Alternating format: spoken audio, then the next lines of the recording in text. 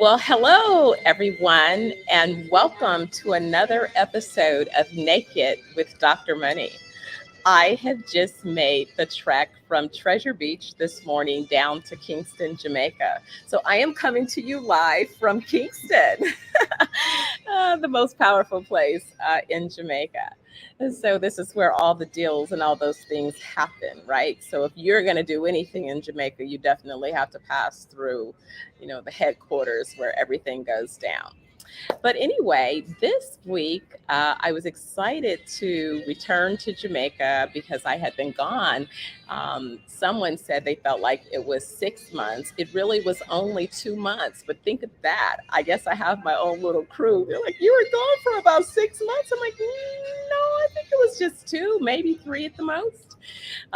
But definitely excited to get back and working on so many things with the business, so many new happenings that I can't wait to tell you about. But today's episode of Naked with Dr. Money is going to be fire, fire, fire. I have a very exciting guest who will be joining me. In fact, I'm just checking because I thought he would already be backstage. And let me just see what's happening with my guest in terms of getting him backstage. You should be backstage already. You don't? Do you have your login credentials?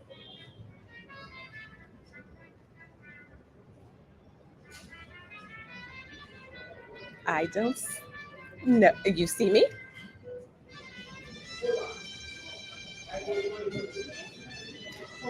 No, go back to the link that I gave you. It should be through StreamYard, and you have to come into StreamYard, the broadcast platform. It wouldn't have been the invitation, the calendar invite. It's not in the calendar invite. It's a separate invite.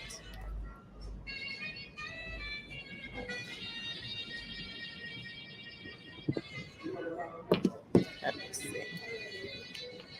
All right, that's how it goes, guys. Sometimes you have technical difficulties, and somebody has to work them out. So when it is that it's you working it out, then I guess you have to work it out, right? So what's up with my guest? My guest is a little bit trying to get it all done, and let's see if we can get it all done and get him where he needs to be because we have some great things to discuss today. But like I said, so I made it back to Jamaica and talk about tackling some of your biggest challenges or maybe even taking on some of your biggest fears. I arrived this time and decided that from the time that I land at the airport, I was going to rent a vehicle and drive myself everywhere I needed to go to all of my meetings. So I'm like, serious guys, I was shaking, hoping I could make it out of the airport parking lot without hitting anything, right? And at least get around a roundabout or two. And I was able to do that a couple of times.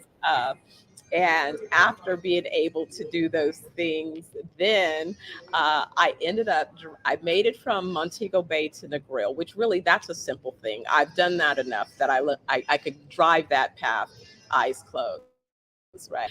But the trickier part was when I got ready to leave Negril and realized I didn't have a working GPS or cell phone, and I was driving to Treasure Beach. Aha! Now that's where the trickery took it up a notch. And so I only got lost once in Little London, and then I made it to Treasure Beach. So I immediately texted my son and said, "Oh my God, you won't believe what happened, babe. I made it." And then he said, "Yeah, I do believe it. I believe you made it." So anyway, I've been teasing you guys about my next guest. I said he's always, kind of giving me the business and telling me, well, he shared a body, so he has special, privileges, right? And of course, he should be extra loved. So anyway, I'm happy to share with you, he'll always be my baby Sterling Ardrey, and some of you know him as Tin Colder. So I am going to bring him on. Hey, sir. Hey, how you doing, Dr. Money? How are you? I'm good, Mom. Good to see you. I'm good. I'm good. Wonderful. Excited to see you. Most So what's definitely. happening? Started the day, got my workout in, so Yeah. now I'm back, cleaning up. Cleanliness is next to godliness. So, of course, got to make sure that, I'm the master of my space. Everything's where it needs to be. So I caught on your Instagram videos. You were hmm going around the world, as you call it, going around the world, going around the world. gotta But I'm engage gonna my get the abs. that routine for you. Yeah, well, I feel like I did a good job of displaying the movement Show in the off, video. But hey, if anybody needs any one-on-one coaching, let me show know. off, Yeah. show off. Oh, such a show off. And to think you were the one when I said I'm naming my show Naked with Dr. Money, and you were like, Naked with Dr. Money. I'm not sure I like that name. But then look who's on IG. Need I say, closer to naked than mom? Like, what's up? What's up with that? Well, like I said, we're activating the abdominals, so I just want to make sure it's on display, so people can, visual for the visual learners, they can understand. Activate the core. You got to breathe in, control your breathing, keep a strong torso. Everything. Activate the core. Okay, activate the core. So today's conversation, we were going to kind of rehash some memories and experiences. What would you say are some of the highlights from, 4 to now 26? You have a few possibly things. What are some of the things you think about your growing up experience that's unique, maybe, and maybe that's not so unique, but we did it X way versus most people doing it YZ way. Well, definitely one of the things that sticks out to me when I think back about our experience growing up is just the amount of time that we got to spend together.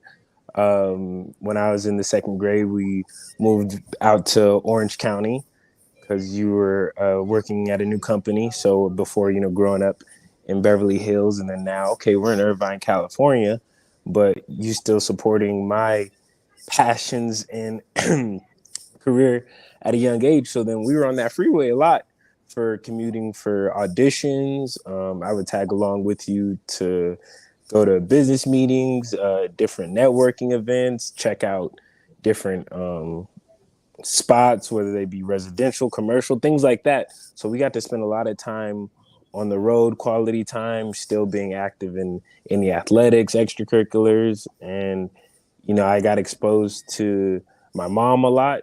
And then some kids don't get a lot of exposure to their parents, especially when somebody like you is heavy in business and entrepreneur, working in deal making and things like that. They would just think, well, keep my kid at home.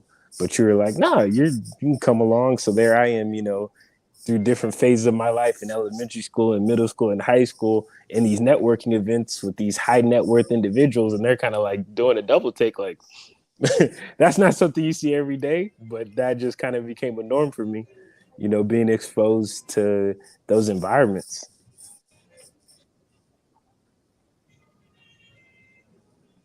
I think those experiences absolutely, are great context. I was thinking about that in our conversation, actually, a more recent, the later conversation when you moved to Vegas. And then that's when I started working on this whole 420 wellness stuff. And I Right. was, gone like nobody expected in the midst of COVID and all of the shutdown and stuff. And hit transition from the closeness that we shared where we were in conversation in that car, all those years to then you move away for college and then you come back and then it's like, on one hand in my mind, I'm like, well, you're young adulting, right? But then it's like, that was a pretty abrupt transition, Um, you I know? mean, yeah, yes, most definitely. But I think it was also something that we both knew was coming because I mean, throughout school, it was like, okay, where are you gonna go to school? Initially, we thought maybe it was gonna be someplace on the West Coast, and then I got into St. John's, so we took the opportunity to go try out Queens, New York for a little bit. And I was there for a semester and then came back and then, then started commuting and stuff like that. So, I mean, I think it's not, it was abrupt, definitely, in the amount of time spent going from, obviously getting to be with you every day to then, okay, now, I'm in school and I'm living somewhere else. So kind of it's a little bit more sporadic, but I think our communication line was always there, different, being over the phone versus in person, but we never like lost the communication where we could talk about what was up, what was always going on. I could, things that I'm thinking about, and you're always there to obviously give me advice and help me out as the amazing mother that you are. So I never felt like neglected or anything. 2020 though, yeah, going to Jamaica where it's like, okay, now you're gone for months and the Wi-Fi's a little different, then that took some getting adjusting to.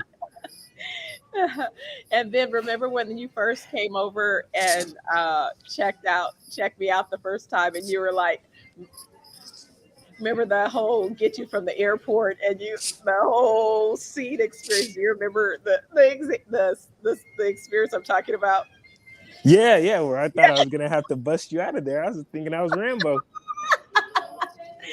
I will never forget that. I was like, I said that was truly a testament to, Mom, you are really adventuring far off of anything that in my entire life I've experienced. Like, you were too cute when you closed the door, like, lock the door, like, do I need to call somebody? Should I sit in? Call somebody, like I said, we about to throw you over my shoulder. Let's go. Out here. You're like, we break it up. Oh man, but that is so beautiful because think about that, the relationship that we get to continue to have along the journey, as both a relationship, I say, of not only the obvious one of being your mom, but I think the relationship where we're able to hold space for one another to have meaningful conversations, not only meaningful conversations about things that may be troubling us, but Mm-hmm. also about things that may be inspirations. Like when you think about some of the things that maybe served as motivations, what were some of the things that you think we shared or we experienced that really in hindsight, you find now, wow, that was really kind of motivational? Or do you have any of those kind of memories? Motivational memories, I would say the deep conversation and like as I don't know if you tell this story to a lot of people, but kind of like things like for example, when I was younger and we used to like love to run to race and you wouldn't let me win, kind of instilling at a young age that it's like to be victorious, you have to put in the work. So as you said, well, you knew I was going to get faster than you one day, so why let you win now?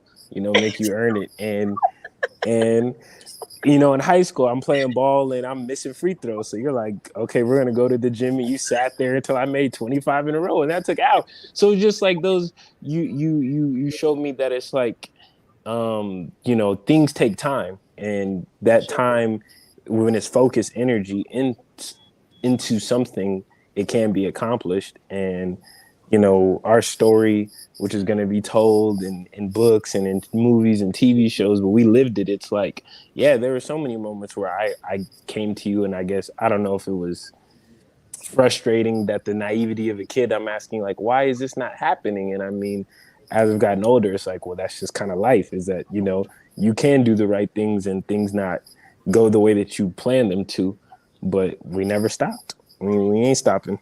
Exactly. You never stop. So what do you think when you think back about your early childhood? Think about this, Sterling. Right. You are an athlete because you still are an athlete. You never stop being an athlete. I mean, from snowboarding to t-ball to basketball to football to track to skateboarding to wakeboarding to surfing to, right? Right.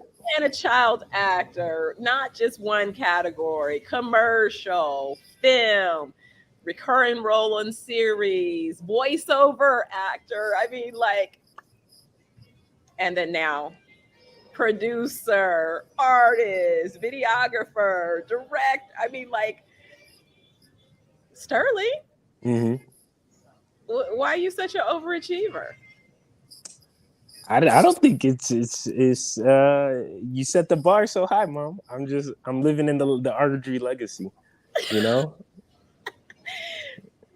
At a young age, what did you used to tell me? Okay, you wake up in the morning, you brush your teeth, you wash your face. Look at all those brands. You know, somebody's making money off of the little things that you do every day. So at that young age, you taught me what a brand is. So, you know, it might have clicked a little bit later in life for me, but it's like, okay, building a brand and just being authentic to who you are and what your interests are. You know, that's this is it'd be foolish not to. You know, this is America. Exactly. And it's a runway, right? So Right. sometimes it's, I think sometimes it's important for people to get in the huddle, Right. and in that huddle, know that that huddle is a place that they can go. I mean, that was the thing, that was a space that meant so much. Sure, I talk a lot of times about how much it was so difficult. It's been so difficult for me to kind of get my rhythm fully going for my big dreams, right? Mhm. Since my mom passed, and people always, well, that's easy to say, and I'm like, no, I'm not saying it for the fact that, but it was like, no, she served a function beyond just being my mother, but a function that literally gave me wings. Mhm. And I discovered that that function was very critical to me sustaining those wings because I didn't have a succession plan yet in place behind her. You know what I Right. mean? Because she was premature in in exiting, but then I guess now as I've lived a little bit longer and realized that I've had to earn the earn it, right? We Right. set an intention, and the Almighty and the ancestors say, okay, well, then now we know what directions to give you, but you're on a journey. We don't just tap you on the head and go, voila, here it is. You have to grow through it. Now I see the blessings in, the challenges, or, the upside, the pleasure that you can derive from the pain. But Mhm. man, the healing after so many years of hurting. And so I'm so happy that I can begin to kind of tell some of those different stories just because I see so many people hurting and struggling. And what's become really apparent to me, what's prominent to me, is that there's a lot of lack of discipline. A lot. You now just think about everything that we discussed. To do one of those things, you must master discipline because you had to have some level of commitment for the continuity that's required to excel in whatever it is that you're looking to excel at. It Mhm. doesn't mean that you only choose to excel in one thing, but what it does mean is that you learn a methodology that works for you. And so a lot of times what people don't realize, that's really what college aims to do for young people. It's to, okay, this is your first kind of ease out of the nest. You're going to be able to control if you get up and make it to class or not. Nobody's going to make you. If you lose your money, if you get kicked out, if you don't end up with an education, we don't care. We got our tuition. Shame on you. you know, Right. right? So it's that first transition, and a lot of people fail, Mhm. right? But it's a safe fail. It's okay. They feel like you might fail, but then you kind of realize these consequences, and you begin to start developing personal accountability. Right. But there are grown people in the world who are who never learned those basics, Mhm. and not having that foundation shows up. It never goes away. You Right. be 60 years old, and uh-oh, it's still showing up. And so I think that when you talk about, now, like, maybe tell me more, because when you first transitioned into music, I was a little bit surprised because we knew that music was in your foundation, but you hadn't been talking about music for a long time. Mhm. And then you decided to find your way back to your music. So, what was it in that transition that you found that said, this is time for me to go down this path of my artistry? I would have to say just being inspired by other artists that I was listening to, I take a lot of inspiration from Childish Gambino, Donald Glover, um, Travis Scott, Kanye West. I don't know if it's safe to say his name. Pharrell.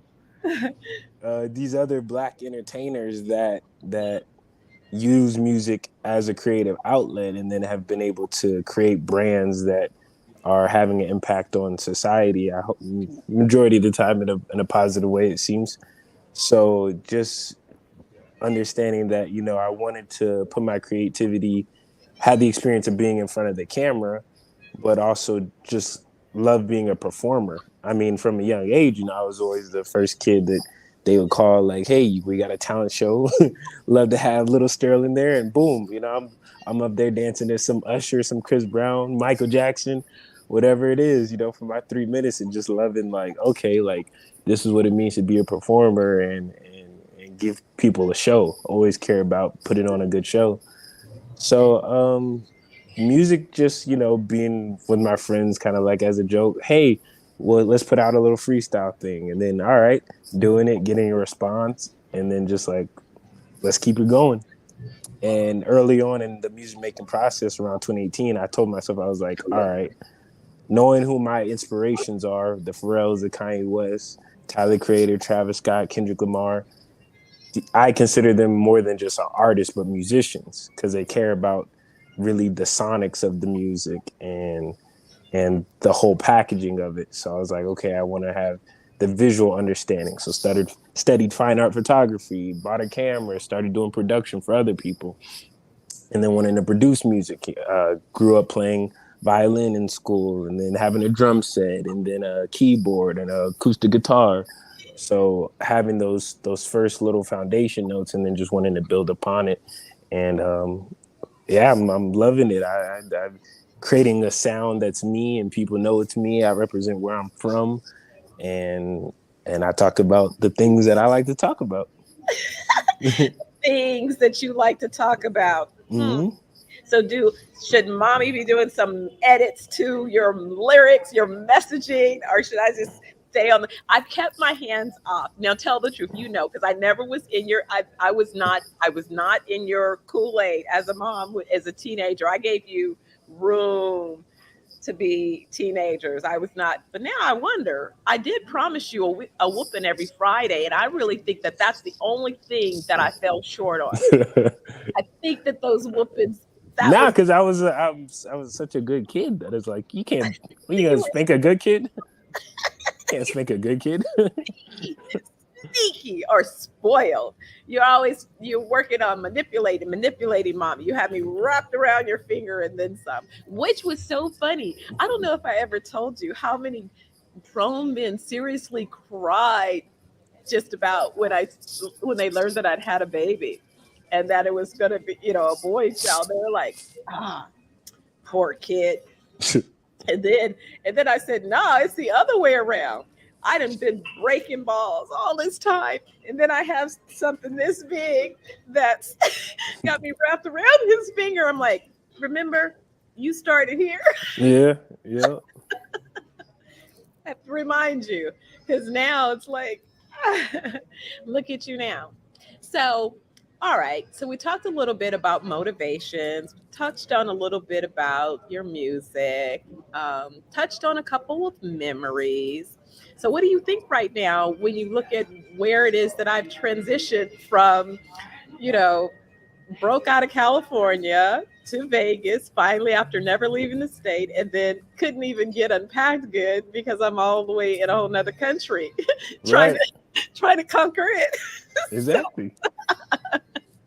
so what did you think? Did anybody ask you, or did you just say my mom went mad, or like Nah, I mean it's or is, funny it, is the this my reaction that I would get a lot of the times. I tell people like, you know, oh, you know, how your mom doing? Oh, she's good. You know, she's in Jamaica, and they're like, oh, like vacation? Like, no. Like at first, you know, it was a vacation, but they're just like, no, she's building something. It's gonna be huge. You know, it's 421 is Jamaica, so it's like people kind of. It's to me, it's like that. this is my mom. This is the plan that I got to hear at such a young age, wanting to be an international business tycoon. So this is what I expected to see, right? This has always been what I've heard growing up. So to me, it's like, yeah, this is what my mom's supposed to do. People kind of, wow, what's this? So I guess Not only heard, I've been doing the work. right, exactly. Right. And That's a different thing. Would you say that even as people have looked at the journey, sometimes people have questions like, I pivoted into real estate development so that I could be, you know what I mean? Because it's like, well, if you want to develop it or you want to have somebody else do it for you, it's like, well, it's something I want to develop it myself. So right, then I want to learn how to develop, and I want to learn how to develop good. I don't want to learn how, I didn't do fix and flippers. Not that there's anything wrong with that. I jumped straight to my smallest project, $150 million project. So I jumped straight into the $1 billion league, like leapfrog out the gate, right?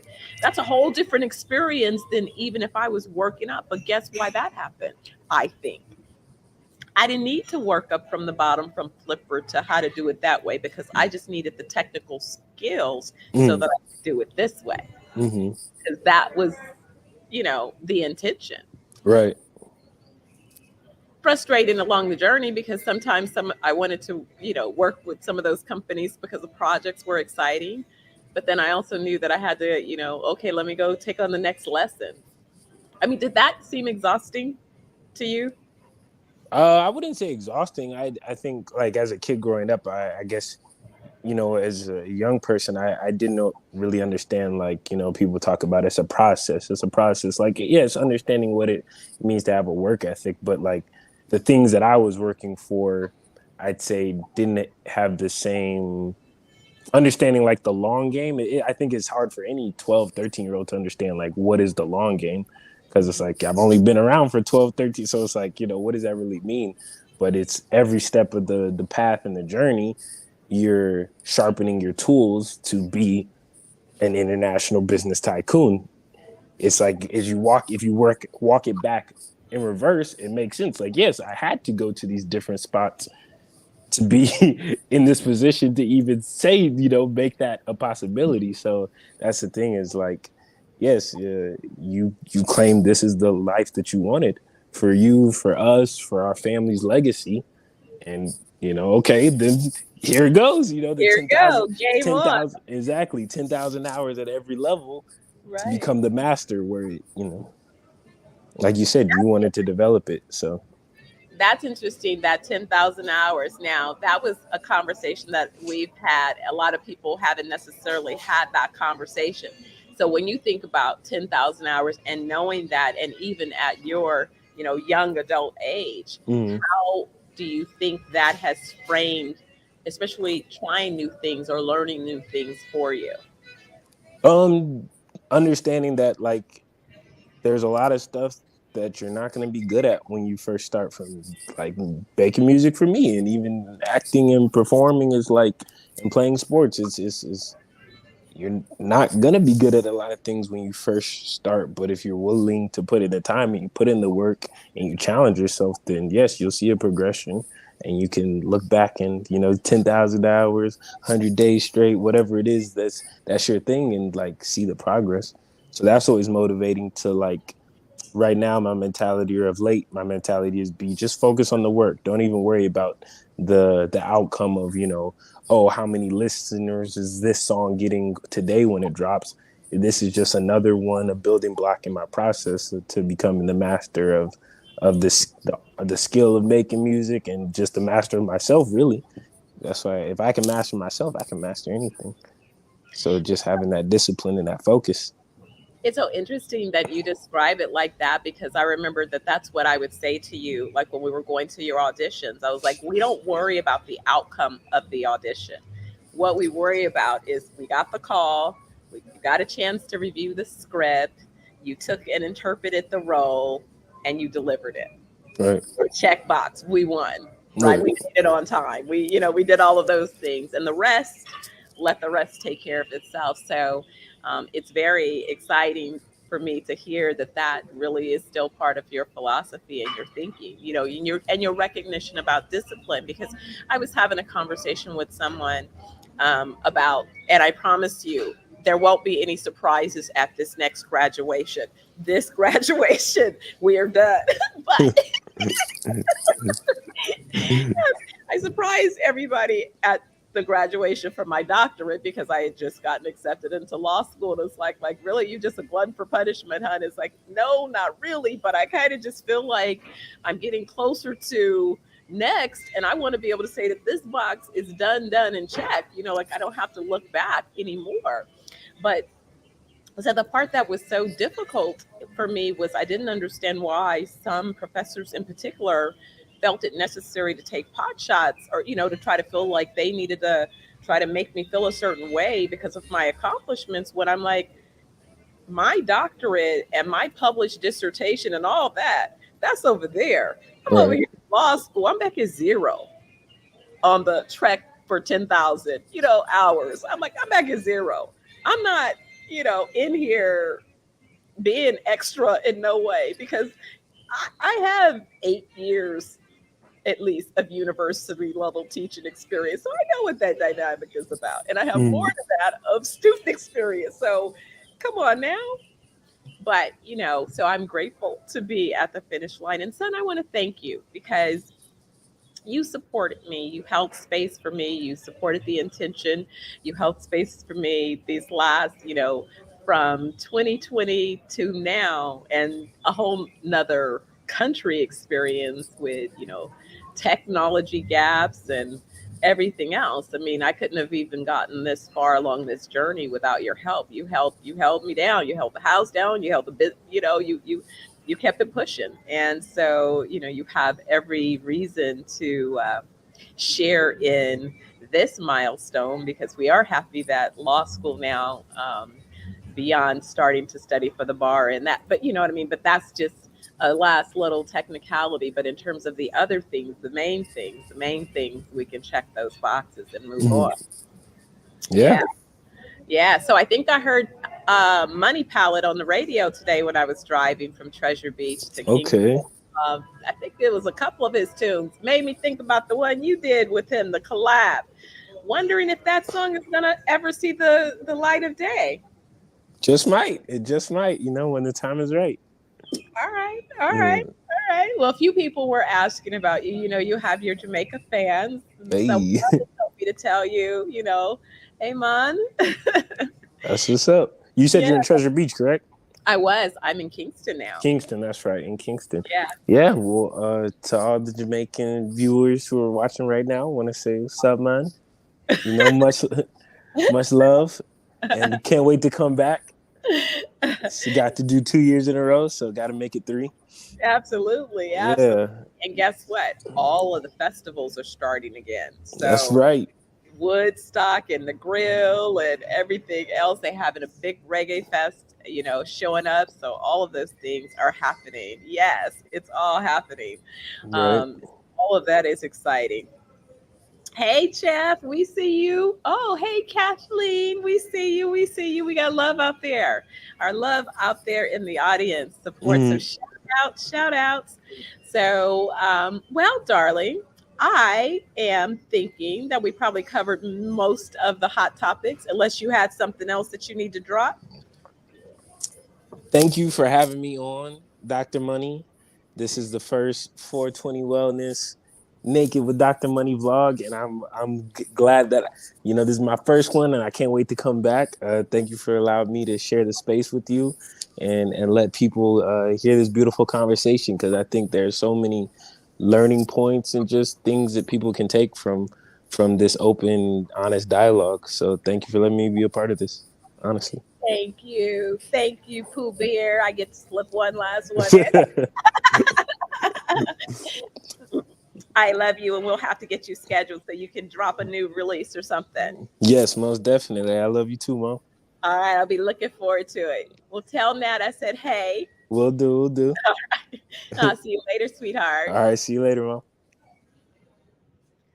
Well, everyone, again, I want to thank you for joining me for another segment of Naked with Dr. Money. As you can see, my pride and joy, I know I couldn't stop giggling. My cheeks hurt.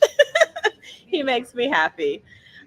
So it was very nice to share some time with Sterling or Tin Colder with you, and hopefully a few nuggets. What I do encourage is that you continue to have conversations and recognize that, yes, we may be the parents, but our offspring become adults on their own. And the beauty is in being able to continue in relationship, in a real relationship. But that requires both sets, parents and children, to hold space for one another. And that space sometimes can be a little bit different than the space that's held when it is you're in mommy role. I'm talking about being able to hold a space where you're not in your typical role that's an authoritative type role, but you're more creating a space that's safe for each person to speak freely and honestly, even sometimes be able to share things that it's heavy, right? Well, I'll tell you, we're at a time that the country, the world is experiencing um, a high level of mental health challenges. And we have to find ways to address some of those challenges by sharing messages, and more than just sharing messages, because people are tired of just seeing a tagline. We really have to unpack what are some of the methodologies that one can use and employ to really begin to address the hurts that possibly they've never shared with anyone else. And so we need to also be mindful around one another that you never know. You might be holding the only safe space that that person has had, even if they may not have realized that they needed it. So be a little kind. Lead first with love. Lead first with a smile. You probably make someone's day. Start there. And I hope you'll continue to join me for Naked with Dr. Money, where I kind of pull back the curtain and share a little bit about how I, as the CEO of ZenoVerse Wellness Group and 420 Wellness Jamaica, how I address mind, body, and soul while addressing life, just like you and everyone else does. So I hope to see you again. Remember, it's Wednesday at noon Pacific, and I'll let you know who my next guest is going to be. But thanks so much for sharing space with me, and I look forward to seeing you again. Take care.